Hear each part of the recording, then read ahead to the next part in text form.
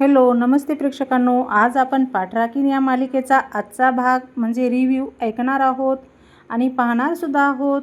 तर पहिल्यांदा सूर्यवंशीच्या घरी दाखवलेला आहे. कालपासून जिथं होता सीन तिथेच सुरू आहे. सुलक्षणा म्हणते आहे, उद्या आलोक सगळ्यांच्या समोर येणार.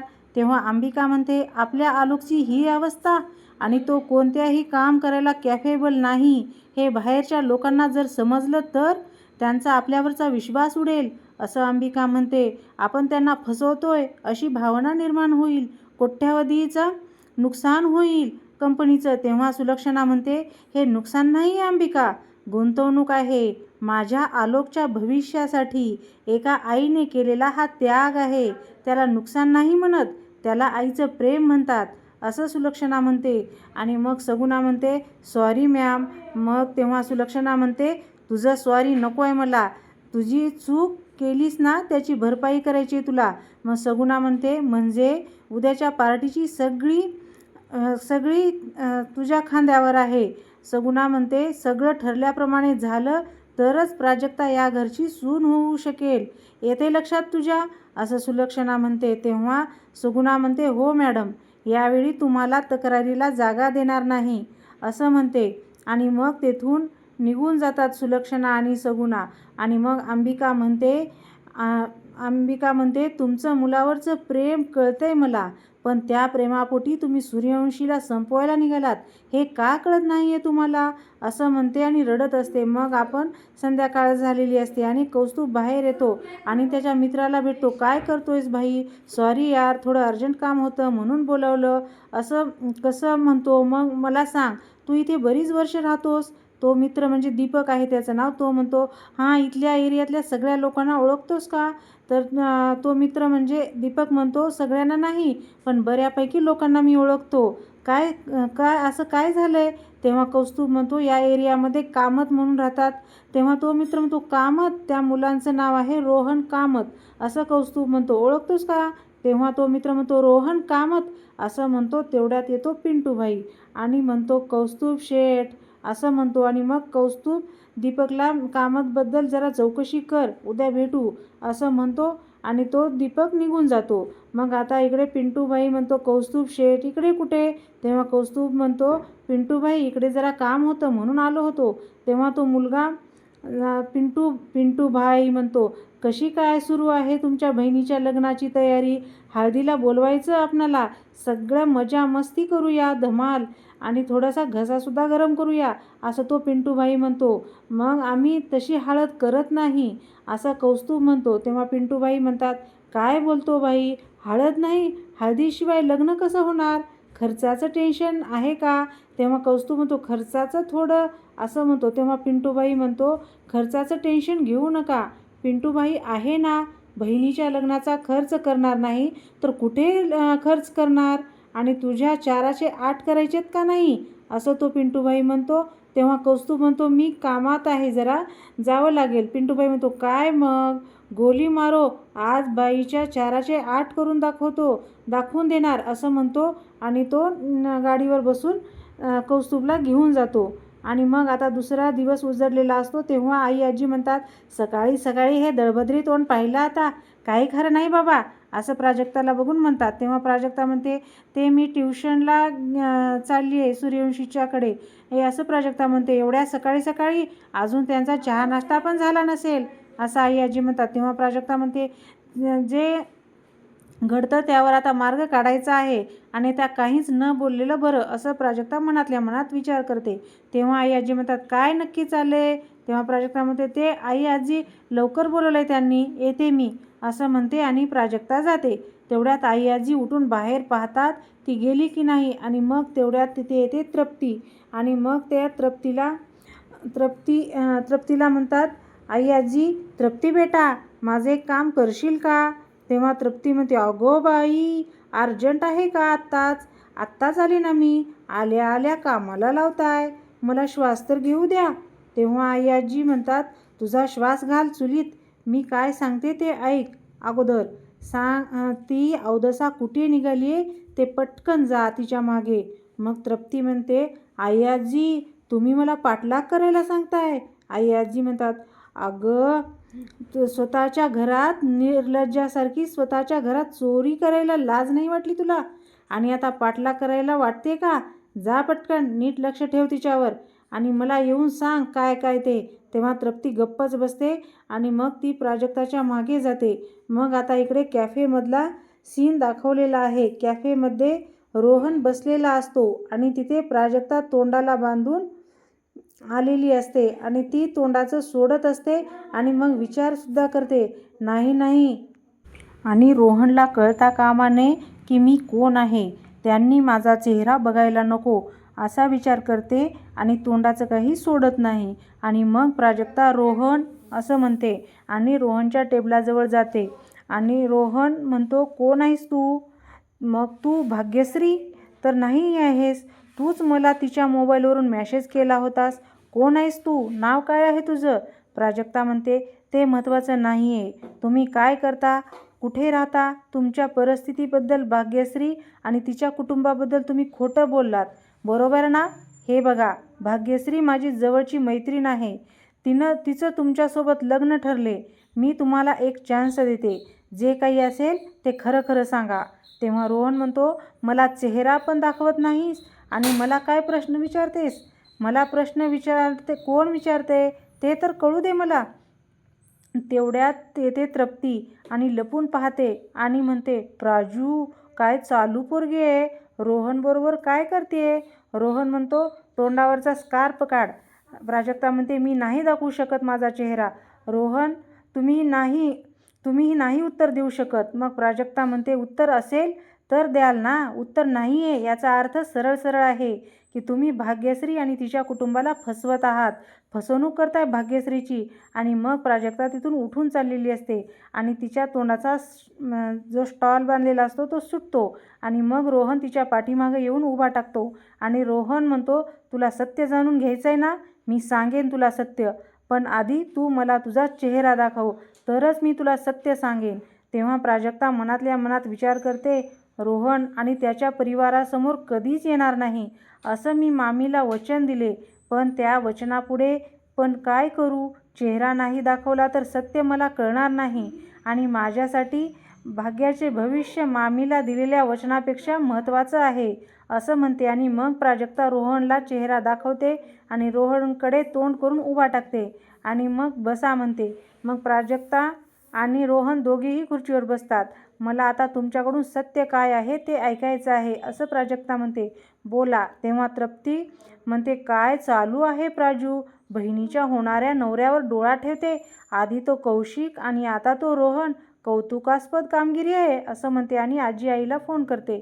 आणि मग आजी म्हणतात, अगं बाई तृप्तीचा फोन. आणि मग त्या फोन उचलतात आणि तेव्हा तृप्ती म्हणते, 0 पे हिरो खतरा से 17 पे खतरा असं म्हणते आणि बोलायचं असं म्हणते. तेव्हा आजी म्हणतात, अगं तू बोल, ती कुठे अवदसा? तृप्ती म्हणते, अहो कसली डेंजर आहे ती प्राजू.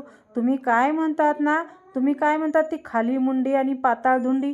पटकन बोल, कुठे आहे ती? तेव्हा तृप्ती म्हणते, तुम्ही विचारही करू शकणार नाही. प्राजू रोहनला भेटायला आली आहे, माझ्या समोरच बसली आहे कॉफी शॉपमध्ये. तेव्हा आजी म्हणतात, अजिबात मला वाटलंच होतं, ही अवदसा असंच लग्नात भाग्याच्या काहीतरी खोडा घालणारच, म्हणूनच तुला पाठलाग करायला सांगितलं तर. तेव्हा म्हणते, मग आता मला भाग्याची खूप काळजी वाटते आणि माझी असं तृप्ती म्हणते. आणि मग आजी म्हणतात, तिला ना आता चांगलीच अद्दल घडवायला पाहिजे. एक काम कर, त्या रोहनरावाबरोबर तिचे फोटो काढ. तेव्हा तृप्ती, हां चालेल, ठीक आहे असं म्हणते. आणि मग तृप्ती, आता मज्जा येणार असं म्हणते आणि मग हसत असते.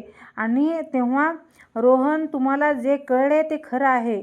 आमच्या परिस्थितीचं जे चित्र भाग्याच्या फॅमिलीसमोर उभं केलं ते सगळं खोटं आहे असं रोहन म्हणतो. आमची परिस्थिती ठीकच आहे. तुमच्यासमोर इम्प्रेशन पडावं, आम्ही श्रीमंत आहे असं वाटावं, आमच्याकडे खूप पैसा आहे असं वाटावं, म्हणून आम्ही भाग्यश्रीच्या फॅमिलीला खोटं बोललो. आणि मग इकडे तृप्ती फोटो काढत असते त्या दोघांचे. आणि रोहन म्हणतो, आणि त्यांच्याकडे भाड्याने गाडी घेऊन गेलो. प्राजू म्हणते, काय? तेव्हा रोहन म्हणतो, माझ्या आईला फार हौस आहे हे सर्व दाखवण्याची. तिची इच्छा पूर्ण नाही केली तर ती चिडचिड करते. त्यामुळेच आम्ही दोन्ही वेळी आम्ही तिच्या घरी गेलो ना, ते भाड्याच्या गाडीनेच. पण मला भाग्यश्रीची खोटं नाही बोलायचं आहे. उद्या लग्नानंतर हे सगळं कळलं आणि तिला धक्का बसेल. मला त्याआधीच तिच्याबरोबर सगळ्या गोष्टी क्लिअर करायच्या आहेत. आई शपथ, मला भाग्यश्री मनापासून आवडते. म्हणूनच मी लग्नासाठी तयार झालो. ती स्मार्ट आहे. इतर मुलीसारखी छोट्या छोट्या गोष्टीला घाबरत नाही. तिच्यामध्ये धमक आहे. उद्या बेंगलोरला जाऊन ती छान संसार सांभाळेल, माझं घर सांभाळेल असं मला वाटतं आणि त्यामुळे मी लग्नासाठी होकार दिला. तेव्हा प्राजक्ता म्हणते, कशावरून? तुम्ही हे सांगितलेलं खरंच आहे? लग्नासाठी होकार देण्यामागे नक्की हेच कारण आहे की भाग्यश्री तुमच्या कुटुंबाकडून हुंडा मिळेल, पैसा भरपूर मिळेल, हे कारण आहे? कारण मला माहिती आहे तुमच्या आईची अपेक्षा आहे की भरपूर हुंडा मिळावा. रोहन म्हणतो, तुम्हाला कसं माहीत? प्राजक्ता म्हणते, हुंडा घेणं गुन्हा आहे, माहिती आहे ना तुम्हाला? सगळेच्या सगळे जेलमध्ये जाल. रोहन हात जोडतो आणि म्हणतो, मला माफ करा. माझ्या आईचं बोलणं मनावर घेऊ नका आणि प्लीज मला जज करू नका. माझी आईची इच्छा होती की हुंडा घ्यायचा मुलीकडून, सोनं नाणं मिळावं, पण माझी अशी काही इच्छा नाही. मी खरंच सांगतो, हे हुंडा वगैरे नको आहे, खरंच मला नको आहे. मी तुम्हाला वचन देतो, मी ना हुंडा घेणार नाही. आणि मग आता इकडे भाग्याच्या घरचा सीन दाखवलेला असतो. भरपूर सारे दागिने आणलेले असतात आणि भाग्या एक एक दागिना घालून, बांगड्या घालून बघत असते. तेव्हा चारुलता म्हणते, ह्या कशा वाटतात? आई आजी म्हणतात, छान आहेत. तेव्हा चारुलता म्हणते, भाग्या, हे जरा रोहनच्या नावांची मेहंदी जरा मस्तच रंगली आहे असं चारुलता म्हणते आणि मग सगळेजण हसतात. चारुलता म्हणते, याचा अर्थ रोहनरावाचं खूप प्रेम आहे तुझ्यावर. कौस्तुभ म्हणतो, ओ क्या बात है. मग तो सोनार म्हणतो, मग ह्याच देऊ का बांगड्या? मग आई विचारते की भाग्या, ह्याच द्यायच्या का बांगड्या? आवडल्यात ना? मग या नक्की करा असं भाग्याची आई म्हणते. तेव्हा कौस्तुभ म्हणतो, चेहऱ्यावर भाग्याच्या ग्लो आलाय. तेव्हा भाग्या म्हणते, दादा गप बस. आई आजी म्हणते, मज्जा आहे एका माणसाची. मग ते सोनार जातात, नमस्कार म्हणतात आणि जातात. तेवढ्यात भाग्याचा फोन वाजतो आणि तो फोन असतो रोहनचा. आई, रोहनचा फोन आहे ग असं म्हणते आणि मग तेवढ्यात कौस्तुभ येतो आणि भाग्याच्या हातातला फोन हिसकावून घेतो आणि मग भाग्या, दादा दे ना, दादा दे ना असं म्हणत कौस्तुभच्या मागे मागे पळत असते. आणि मग कौस्तुभ म्हणतो, प्लीज म्हण, प्लीज म्हण, मग फोन देतो असं म्हणतो. आणि मग भाग्या, प्लीज दादा दे ना असं म्हणते. आणि मग तिकडून रोहन बोलत असतो आणि मग भाग्या म्हणते, गुड मॉर्निंग. रोहन म्हणतो, गुड मॉर्निंग? तुझं गुड मॉर्निंग घाल खड्ड्यात. काय चाललंय, काय तुमचं? भाग्या म्हणते, काय झालं, असं का बोलतोयस तू? तेव्हा रोहन म्हणतो, नाही नाही, तुला विश्वास नाही आहे ना माझ्यावर? तेव्हा भाग्या म्हणते, अरे रोहन, काय झालं? तेव्हा रोहन म्हणतो, काही नाही, हे पण मलाच विचार, काय झालं ते? तुझी मैत्रीण आलेली आणि तुला काय विचारायचं असेल तर सरळ मला विचार. तुझ्या मैत्रिणीला कशाला पाठवली चौकशी करायला? भाग्या म्हणते, काय? तेव्हा तुझी मैत्रीण आलेली भेटायला. काय नको नको ती बोलली माझ्या आईला. आईवर नको नको ते आरोप केले, माझ्या आईचा अपमान केला आणि तिने. तेव्हा भाग्या म्हणते, काय? कोण मैत्रीण? रोहन म्हणतो, कोण मैत्रीण तुझी आहे ना ते तू बघ आणि तुला लग्न करायचं नसेल ना तर तू बघ असं माझ्या तोंडावर सांग. तेव्हा अरे रोहन, नाही, काहीतरी गैरसमज होतोय. रोहन म्हणतो, काही गैरसमज होत नाही आणि जे काही आहे ना ते आत्ताच्या आत्ताच क्लिअर कर. आणि असं म्हणतो रोहन, नाहीतर मला माझ्या आईच्या कानावर घालावं लागेल आणि एकदा जर आईच्या कानावर गेल्या गोष्टी तर काही खरं नाही, समजलं तुला? असं म्हणतो आणि रोहन राग करून फोन ठेवतो. इकडे प्राजूसुद्धा म्हणजे भाग्यासुद्धा फोन ठेवते आणि कौस्तुभ म्हणते, काय झालं? आई म्हणते, काय झालं भाग्या, काय झालं, बोल ना. मैत्रीण? कोण मैत्रीण? हा काय प्रकार आहे असं आई म्हणते. भाग्या, तोंड उघड भाग्या, काय झालं? तेव्हा भाग्या म्हणते, माझी कोणीतरी मैत्रीण रोहनला भेटायला गेली होती. त्याच्या आईबद्दल नको नको ते बोलून अपमान केला त्याचा. तेव्हा चारुलता म्हणते, कोण मैत्रीण, काय प्रकार आहे? भाग्या तेवढ्यात येते तृप्ती आणि आई आजीला खुणावते आणि मग कौस्तुभ म्हणतो, अशी कोणती मैत्रीण आहे? कौस्तुभला भेटायला म्हणजे रोहनला भेटायला गेली होती. तेव्हा आई आजी म्हणतात, मैत्रीण नाही भाग्या, तुझी सखी, तुझी पाठराखीण म्हणतेस ना, तीच अवदसा. प्राजक्ता गेली होती रोहनरावांना भेटायला. भेटायला कसली ग, तुझं लग्नच मोडायला गेली होती. भाग्या म्हणते, आई आजी काहीही बोलू नकोस, तोंडाला येईल ते. आई आजी म्हणतात, खरं तेच बोलतीये. माझी बहीण म्हणून खूप पुळका आहे ना तुला. काय म्हणते, तिला पाठराखीन. त्याच पाठराखीने ना तुझ्या पाठीत खंजर खुपसला आहे. तुझं लग्न मोडण्यासाठी तिचे उद्योग चालले आहेत. भाग्या म्हणते, आई आजी तू प्राजूबद्दल असा काही तरी बडबडत जाऊ नकोस. नेहमी असंच करतेस. ती काय करणार आहे, प्राजूचा काय संबंध आहे. आई आजी म्हणते, संबंध काय, थांब दाखवते तुला काय संबंध आहे ते, असं म्हणते. आणि मग ती तृप्तीचा फोन घेते आणि मग ती पहिल्यांदा कौस्तुभला फोटो दाखवत असते. जी प्राजक्ताचे आणि रोहनचे कॅफेमधले.